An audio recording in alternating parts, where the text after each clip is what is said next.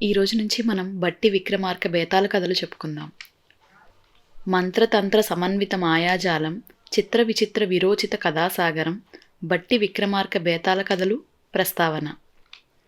పూర్వం భరతఖండంలో సర్వ సౌభాగ్యవంతమైన సకల సిరి సంపదలకు ఆటపట్టైన దారానగరాన్ని భోజమహారాజు ప్రజారంజకంగా పాలించేవాడు. ఆయన పాలనలో ఎవరికీ ఏ కొరత ఉండేది కాదు. సత్యము, ధర్మము, న్యాయము తప్పకుండా పాలించే భోజుడు ఒకసారి సమీపంలోని అడవిలోని క్రూరమృగాలని వేటాడడానికి తగు సైన్యాన్ని వెంటపెట్టుకుని అడవికి వెళ్ళాడు. భోజుడు ఆయన పరివారం ఆనాటి మిట్ట మధ్యాహ్నం దాకా విసుగు విరామం లేకుండా అనేక క్రూర జంతువులని వేటాడి అలసిపోయారు. ఆకలితో దాహంతో అందరికీ నీరసం వస్తుంది. వారంతా నీరు వెతుక్కుంటూ వెళ్ళారు. ఒకచోట సమృద్ధంగా కాసిన సజ్జచేనులో మంచెం మీద నిలబడి పంటని కాపలా కాస్తున్న రైతు భోజుడిని ఆయన పరివారాన్ని గాంచి, మహారాజా, నా పేరు శరవణభట్టు. ఈ చేను నాదే. తమరంతా ఆకలితో దప్పికతో అలసినట్లున్నారు. రండి, నా ఆతిథ్యం స్వీకరించండి. చేనులోని ఊటబావిలోని నీరు తీయగా అమృతంలా ఉంటుంది. ఆ నీళ్లు త్రాగి దప్పిక తీర్చుకోండి. కాపుకొచ్చిన సజ్జకంకులు రుచికరంగా ఉంటాయి. అవి ఆరగించి ఆకలి తీర్చుకోండి. రండి అని చెప్పాడు. అతడా మాట అనడమే తడువుగా భటులు చేనులోకి చొరపడి సజ్జకంకులు విరిచి తినసాగారు.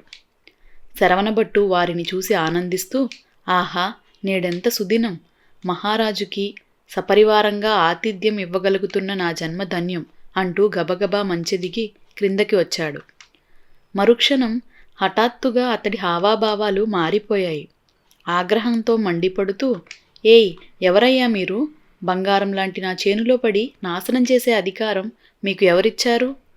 సజ్జకంకులు తేరగా తినడానికి ఎవడబ్బ సొమ్ము?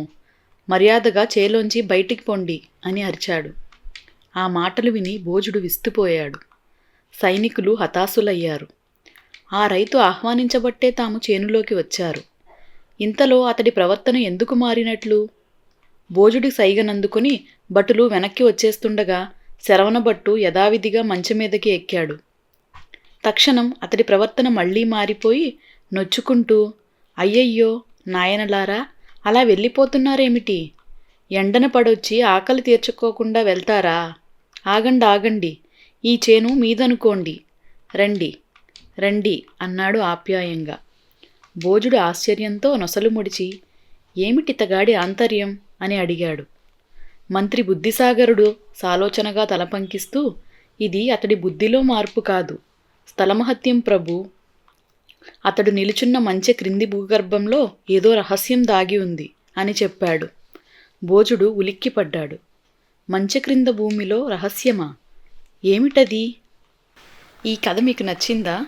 ఇంకా తెలుసుకోవాలనుందా? ఆ క్రింది భూమిలో రహస్యం ఏమిటో తెలుసుకోవాలంటే తర్వాత వచ్చే కథలను వినండి. Thank you.